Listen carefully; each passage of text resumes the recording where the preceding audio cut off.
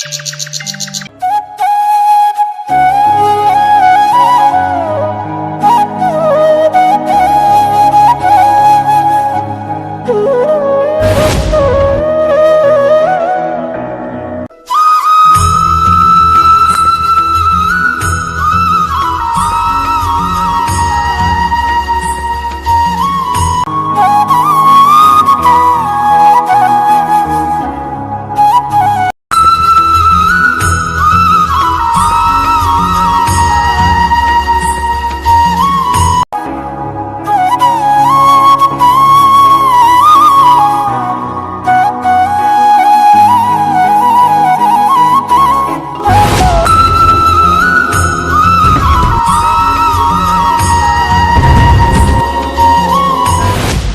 भाई साहब, आप कैसे हैं? सर बढ़िया।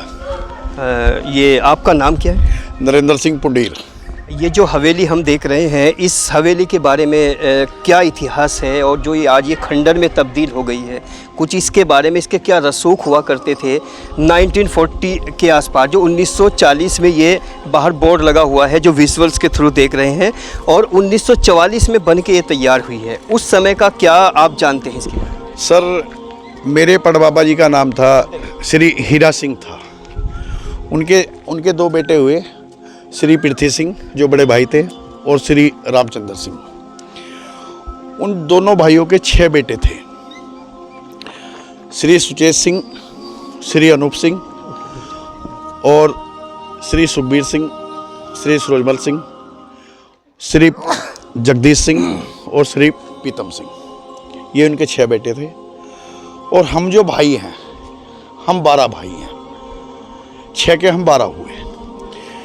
बात आती है हवेली की कि हमारी हवेली ये सन 1940 में हमारी ये हवेली का कार्य जो स्टार्ट हुआ, और 40 से लेकर 44 तक ये हमारी का कंप्लीट हुई। उसके बाद जो ये फर्नीचर का जो कार्य था वो 3 साल में इसका फर्नीचर तैयार हुआ। कहने का मतलब ये है कि 7 साल में ये हवेली हमारी तैयार हुई। आज हम लोगों को जो जानते हैं यहाँ पर हवेली वालों के ही नाम से जानते हैं। और बात करें कि यहाँ ठीक ठाक दबदबा भी था, रसूख भी था। अगर बात रसूख की करें उस समय की, जो 1950 की अगर बात करें, तो वो क्या रसूख होता था? किस तरह के लोग मतलब यहाँ पर एंट्री करते थे, और कौन लोग थे जिनके एंट्री बैंड थी पूरे तौर से? यहाँ पर बात करें गांव की, तो सबसे अच्छी बात ये थी कि हमारे गांव में हमारा लोग बस बहुत ज़्यादा सम्मान करते थे, हवेली वालों के नाम से जानते थे। कोई भी बात होती थी भाई हवेली वाले करेंगे ये चीज़। सम्मान होता था या खौफ या डर था? नहीं, सिर्फ सम्मान, खौफ नहीं था, सम्मान करते थे। और इसके अंदर सबसे अच्छी बात क्या थी कि हमारे इस हवेली के अंदर बाहर की कोई भी एंट्री नहीं थी। बाहर से मतलब? बाहर का मतलब जो गाँव के जो भाई थे, कोई उनकी एंट्री नहीं थी।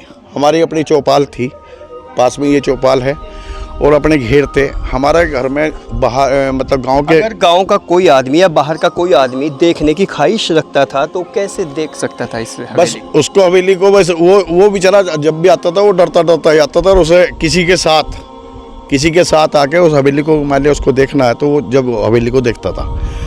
और एक बात अगर इसमें बढ़िया थी कि मैं भी आज 53 साल का हो चुका हूँ सर। इस हवेली में कुछ कमरे तो ऐसे थे कि जिनमें हमें बहुत दिन बाद पता लगा वो खुले ही नहीं थे। खुले हुए, बस नहीं टाइम लग पाता था कि भाई क्या नाम, इसमें क्या नाम, वहाँ पे जाना है। इसके अंदर जो है 52 दरवाजे हैं। इस हवेली में 52 दरवाजे हुए, और इतना सम्मान करते थे, हर आदमी ही सम्मान करता था। 95 में जब एक इलेक्शन हुआ, 1995 में 1995 में इलेक्शन हुआ, हमारे भाई थे वे यहाँ पे क्या नाम प्रधान बने। 1995 के बाद एक दौर आया संसद 2000 का। 2000 में आके आपस में एक थोड़ा सा मनमुटाव आपस में हो गया, जिसमें मैं और मेरा भाई दोनों के दोनों हम लोग इलेक्शन लड़ने लगे। तो गांव में प्रधानी के इलेक्शन, गांव वालों के एक माइंड में एक चीज़ आ गई कि इस हवेली में दीवार करवानी है बीचों बीच। गांव के लोगों की एंट्री इस हवेली में होने लगी। आज ये नतीजा है। सन 2000 में। 2000 से पहले कोई एंट्री नहीं? कोई एंट्री नहीं थी। 2000 में जब इसमें लोगों की एंट्री होने लगी तो कहने का मतलब ये है कि जब तक हमारे हवेली में बाहर का आदमी नहीं आया, गांव का कोई भी आदमी नहीं आया, हम अलग हुए, ब्याह शादी सुख दुख जो भी कुछ हुआ है, तो सर उसमें ना हमने किसी को कभी नहीं बुलाया। जिस टाइम गांव के लोगों की इसके अंदर एंट्री होनी शुरू हो गई तो हमारी हवेली में दरार पड़नी शुरू होगी सर। और मैं एक ही बात कहना चाहता हूँ कि जितने भी जहाँ पे भी हवेलियाँ बनी होंगी, जहाँ पे भी अपने महल होंगे, उन लोगों के यहाँ जिस टाइम भी एंट्री बाहर के लोगों की हुई होगी तो उस हवेली के दरारें पड़नी शुरू होगी होंगी, क्योंकि लोग तो चाहते हैं कि हवेली में फूट हो जाए, और वही कार्य हुआ। हम लोग समझते हुए भी हम उस चीज़ को नहीं कर पाए कि हम लोग हवेली वालों को गांव वालों को हम लोग समझ नहीं पाए। और पता भी था हमको कि ये लोग ये चाहते हैं कि क्या नाम इनमें फूट रहे हैं। कुछ लोग, सारा गांव तो नहीं होता है। मैं अभी आपकी बात यहीं पर हल्की सी विराम देता हूं। जैसे आपने कहा कि गांव के एंट्री होने के बाद हमारी हवेली में दरार आई है, फूट पड़ी है, तो गांव के एंट्री का मतलब तो समाजवाद भी होता है। क्या समाजवाद से एक मतलब डिस्प्यूट क्रिएट होता है? यहाँ तो ये बात भी निकल के आती है। सर ये असल में हमारा एक दबदबा रहा है, तानाशाही नहीं रही है, सिर्फ हमारा एक चीज़ का दबदबा। तानाशाही और दबदबा दोनों में क्या फ़र्क लगता है? उसमें तानाशाही तो ये होती है कि हम लोग किसी को अत्याचार कर रहे हैं, किसी को। दबदबा सिर्फ एक चीज़ का था कि हम लोग किसी से बेफजूल की बातें नहीं करते थे, अपना कार्य, अपने हम लोग जितने भी भाई थे। कोई गरीब व्यक्ति, बिल्कुल एक ऐसा दबा कुचला व्यक्ति इस हवेली में आके घूमना चाहे तो उसके लिए क्या फैसिलिटी थी? उसके लिए वो बड़े प्यार से वो लोग बोलते थे कि भाई हम हवेली देखना चाहते हैं, तो हमारा एक बच्चा उसको पूरी हवेली को दिखाते। तो और ऐसा भी रहा होगा कि आपकी महिलाएं जो होती थी, जो फीमेल डिपार्टमेंट होता था, उनको वहाँ तक पहुँचने में आम आदमी की हैसियत या औकात नहीं होती थी। हमारी महिलाएं जो राजपूत घराने की अगर हमारी जो महिलाएं थी वे भी अच्छे संस्कार थे, उन लोगों को अच्छे संस्कार से थी, मैं अच्छी फैमिली में से बिलोंग करती थी। पीछे जो गरीब महिलाएं हैं, क्या वो आपकी महिलाओं से मुलाकात कर सकती? हाँ, मुलाकात कर सकती थी, उसमें कोई दिक्कत नहीं थी। वे आप उनको हमारी महिलाएं थी उनको बहुत सम्मान देती थी, और कभी भी उन लोगों को ये महसूस नहीं हुआ कि हम लोग इस हवेली के अंदर आ गए। हाँ, थोड़ा सा उनके ये रहता था भाई ये हवेली वाले पता नहीं बात करें या ना करें, लेकिन ऐसा नहीं था। हीन भावना का शिकार थी जनता? अब उनके माइंड में था या नहीं था, लेकिन अब हवेली वालों ने कभी किसी को हीन भावना से नहीं देखा। मेरे फैसले, ये हवेली इस गाँव के कुछ फैसले भी करती होगी, इस पंचायतें होती होंगी, तो वो फैसले और पंचायतें कैसे अपने फैसले देती थी? उसमें ईमानदारी कितनी होती थी? फैसले जो फैसला होता था निडर होकर हम लोग फैसला करते थे। हमारे जो गार्जियन थे, हमारे ताऊ जी हुए, श्री अनूप सिंह हुए, हमारे बाबा जी श्री पृथ्वी सिंह जी हुए, वे उनकी बात को फाइनल माना जाता। जैसे पुलिस थाने होते थे और हवेली होती थी, दोनों में क्या फ़र्क होता था? पुलिस थाने जो होते थे, हमारे गाँव में पुलिस की भी एंट्री नहीं थी। हवेली वालों की वजह से पुलिस की कोई एंट्री नहीं थी। जो भी फैसला होता था हवेली वालों की वजह से वो फैसला होता था, और उसको गांव वाले स्वीकार भी करते थे। ये नहीं कि वो डर की वजह से नहीं है, उस मान सम्मान पूरा गांव इसका हवेली का सम्मान करता था। और जो रिश्तेदार वगैरह जैसे गांव में बारात वगैरह जो आती थी, वो भी एक बार को ये देखिए कि आप लोग मतलब देखते देखते वे लोग बेचारे पीछे को देखते देखते चलते रहते थे। यहाँ तक क्या होता था कि बेचारे कहीं ना कहीं टकरा भी जाते थे। कितने नौकर चाकर थे हवेली में? हवेली में नौकर चाकर की बात करूँ तो देखो अब तो खैर नौकर कम मिल रहे हैं, और नहीं तो हमारे घर में जो होता है लगभग ये समझिए कि 10-12 नौकर थे हमारे। उस टाइम उनकी सैलरी क्या हुआ करती थी? सैलरी तो उनकी थोड़ी थी उस टाइम, लगभग ये समझिए कि आप लोग 100-150 रुपये। अच्छा, राजपूत हवेली में कौन सी कास्ट के नौकर हुआ करते थे? राजपूत हवेली में जो तो कास्ट की तो बात करें तो हरिजन भाई बंधु भी थे, इसमें कश्यप भी थे। अच्छा, जो अतिथि होते थे, मेहमान आते थे, उनको खाना वाना सर्व करना, वो किस तरह के लोग होते थे? नहीं, उसको खाना जो अतिथि आते थे उसको तो खाना हम लोग अपने आप देते थे, खुद खिलाते थे। चलिए अब बात करते हैं, पूरा कैमरा एक बार और लगाइए कि ये जो खंडर में तब्दील होती, ये शान और शौकत, ये रुतबा, ये रसूख जो आज इतना ट्रांसफॉर्म हुआ है, इसका भी वजह जानने की कोशिश करते हैं। इसमें सर ये है कि देखिए मैं तो एक चीज़ पर पहुंचा हूं। मैंने देखा है कि एक माँ 10 बच्चों को पाल देती है। अगर हम बात करें इस हवेली में, हम लोग इस हवेली में 70 आदमी हम एक गेट में को बढ़ के खाना खाते थे, एक गेट में को बढ़कर। और इसी में हम लोग सारे के सारे इसी हवेली में हम पैदा भी हुए हैं। लेकिन वही बात है कि एक माँ 10 बच्चों को तो पालन पोषण कर सकती है, लेकिन 10 बच्चों का पालन पोषण एक माँ का नहीं हो पाता। 10 बच्चे एक माँ का पालन पोषण नहीं कर सकते। वही बात इस हवेली में है। हवेली वालों, इसके जितने भी रिश्ते पिश्ते जो भी कुछ XYZ जो भी कुछ हुए हैं, सारे इसी के नाम से हुए हैं।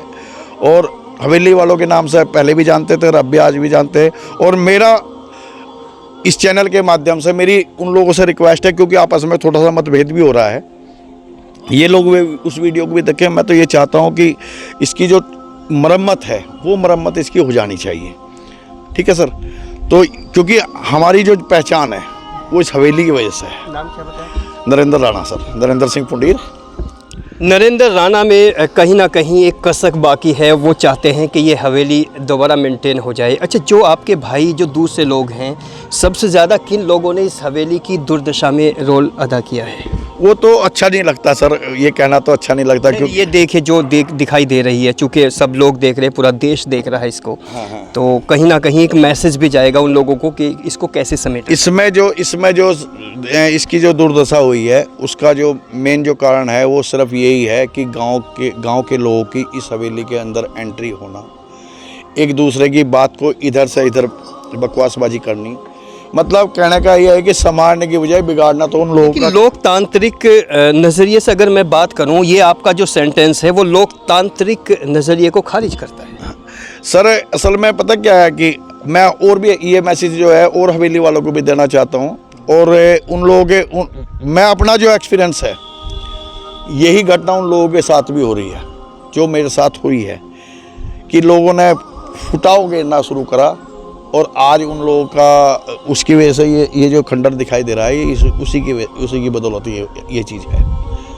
अच्छा राणा जी, चलते चलते क्या मैसेज देना चाहेंगे हवेली के अलावा जो दूसरे लोग हैं? अब बहुत सारे लोगों ने हवेली टाइप मकान बना लिए हैं। ये ज़माना हुआ करता था जब चारों तरफ झोपड़ियाँ हुआ करती होंगी या कच्चे मकान होते होंगे, तो वो लोग कितने एहसास कमतरी में मुलव्विस होंगे जो मतलब इतनी बड़ी हवेली देख के अपनी झोपड़ियों में स्टे करते होंगे, कभी ख्वाब देखते होंगे हमारा भी कुछ हो। लेकिन 21st सेंचुरी 2024 तक आते आते आम व खास ने, हर किसी ने अपने अच्छे रिहाइश बना लिए हैं। तो इस दौर को क्या कहेंगे हवेली वाले दौर से अगर तुलना की जाए? हवेली की अगर जो बात करें तो हवेली तो देखो, जो भी पुरानी हवेली हैं, चाहे आज कितनी बढ़िया मकान बना ले, वो हवेली नहीं बना पाएगा। और हाँ, वो रुतबा कहाँ से आएगा? दूसरी बात, हवेली जो थी, आप लोगों ने काफ़ी हवेलियाँ देखी होंगी। और इसे आज भी देखो, ये खंडर में तब्दील हो चुकी है। लेकिन कितना भी बढ़िया मकान है, चाहे उसने पत्थर डाल रखा है, चाहे उसने कैसे भी बना रखा है। और इसकी मैं बात करूँ तो ये वास्तु के हिसाब से हवेली बनी हुई थी। और इसमें जो भी हमारे जो कारीगर थे, उनका एक देवबंद से थे मैं, तो उनका जो मतलब एक तरीका जो बनाने का था, एक ना तो कोई उस टाइम ये तुम्हारा जो बोलते हैं बहुत डिफरेंट है। आर्किटेक्ट भी इसमें, आर्किटेक्चर जो है अलग है, लेकिन इसमें जैसे पूरी हवेली है, आपके अंदर एक कसक है हवेली को लेके। तकरीबन कितना खर्च उस वक्त आया होगा और कितनी ईंटें इसमें लगी? इसमें हमारे जो बाबा जी वगैरह थे, उन्होंने अपना भट्टा लगाकर इसकी ये छोटी ईंटों की नहीं है, लखोरी जिसको लखोरी बोलते हैं ना, उसको लखोरी ईंटों की नहीं है। ये सारी की सारी हवेली जो है ये बड़ी ईंटों की है। हमारे जो गार्जियन थे, हमारे जो बाबा जी वगैरह थे, उन्होंने अपना भट्टा लगाकर और भट्टा लगा के ये हवेली बनाई और उसके बाद भट्टा ही बंद कर दिया। उसके और इसकी स्पेशली हवेली के लिए भट्टा लगाया।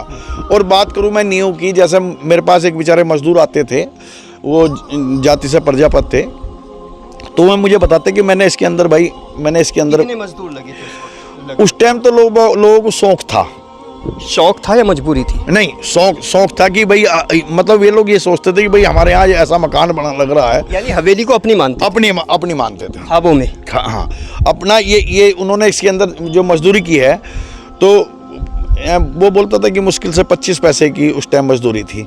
और उसने मुझे बताया कि ईंटें कैसे आती थी भट्टे से यहाँ तक? तांगे वगैरह से ये बैल बुग्गी की वजह से उससे आती थी। यानी लगभग पूरे गांव के का सपोर्ट रहा है इसको? पूरे गांव का सपोर्ट रहा है इसमें, पूरे गांव का जो सपोर्ट रहा है। और सपोर्ट मतलब एक लोग जलन नहीं थी। जलन जो बाद में हुई है ये तो उसके बाद ये समझिए 95 के बाद में जलन स्टार्ट होगी। अच्छा, नफ़रत जो होती है वो जागरूकता के बाद आती है, जो मुझे लगता है। हम अपने दर्शकों को बता दें कि नफ़रत जब भी पैदा होती है वो अवेयरनेस से नफ़रत निकलती है। धीरे धीरे लोग जागरूक हुए, लोगों को समझ में आने लगा इधर एक हवेली है, इधर कुछ भी नहीं बना, तो कहीं ना कहीं उनको एक कंपटीशन पैदा हुआ, एक रश्क हुआ कि काश मेरे पास भी इस तरह की चीज़ हो। कुछ ऐसा हमें एहसास होता है। आप क्या कहेंगे इसके बारे में? सर देखो, वो तो बहुत अच्छी बात है। आज गांव में काफ़ी बढ़िया मकान बन रहे हैं, हमें भी अच्छा लगता है। और कि भाई इन लोगों ने मकान बनाया, अपने दिमाग में तो ये बातें नहीं है कि क्या नाम भाई इसने हमारे से अच्छी क्यों बना दी, ये चीज़ कुछ नहीं है। क्योंकि ऑलरेडी कुदरती हमारे पे इतनी जगह भी है। आज भी देखिए अपनी हवेली है, इसमें से हवेली में से अभी तक मतलब देखो टूट फूट तो हो रही है, लेकिन ये भी नहीं है कि हम लोगों ने इसमें क्या नाम तोड़ के हम अपना मकान बना रहे हैं। आज भी मेंटेन है। और मैं बात करूं अपने मकान की, मैं 12 भाइयों में से मैं भी एक भाई हूं, अकेला हूं मैं। और मैंने भी दुनिया भर की ईंट लगा रखी है अपने घर में। गांव चिराओं से जितने भी इस हवेली से कनेक्टेड यहाँ के मेंबर्स हैं, कैंडिडेट्स हैं इस फैमिली के, उनके लिए एन एक्सप्रेस एक स्पेशल मैसेज कन्वे करता है। चूँकि वो चाहे मेट्रो सिटी में इस्टेब्लिश हो गए हों या किसी छोटे शहर में हो, लेकिन ये वास्तविकता है कि जो रसूख हवेली का हुआ करता था वो किसी सिटी में जाके, किसी मेट्रो सिटी में जाके उस तरह की अपना रसूख पैदा नहीं कर सकते।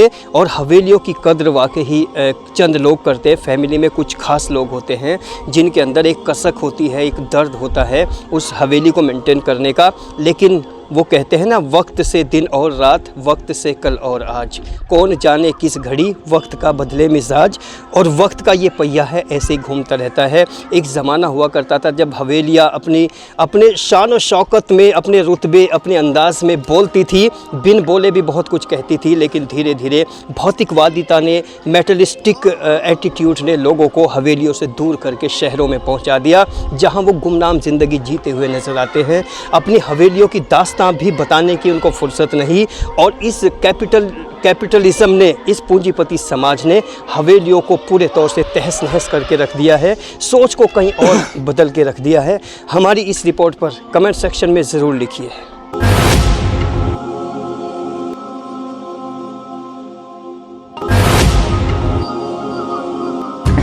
नए अपडेट के लिए बने रहें एन एक्सप्रेस न्यूज़ के साथ।